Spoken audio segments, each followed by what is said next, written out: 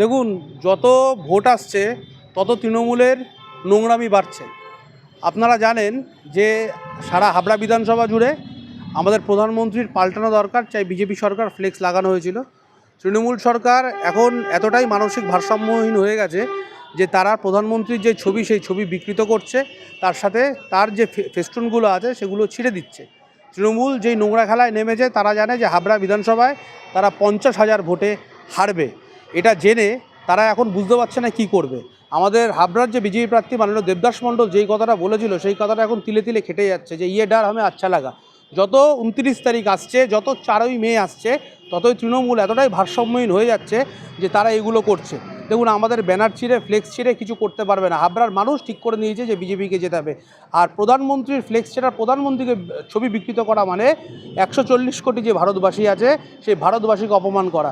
এই প্রধানমন্ত্রী শুধুমাত্র আমাদের একার প্রধানমন্ত্রী না, বিজেপির প্রধানমন্ত্রীর না, উনি 140 কোটি যে জনসংখ্যা আছে সবার প্রধানমন্ত্রী আর বিশ্ববরেণ্য নেতা। তো সেই ক্ষেত্রে তাকে অপমান করা মানে প্রত্যেকটা ভারতীয়কে অপমান করা। আর এই যে অপমানের বদলা হাবড়া বিধানসভার যে প্রত্যেকজন মানুষ আছে সেই মানুষের বদলা নিয়ে নেবে। তৃণমূলের নোংরামি আর চলবে না, তৃণমূলের অপশাসন। আমার নাম দেবজ্যোতি দাম, আমি হাবড়া বিজেপি যুব সভাপতি।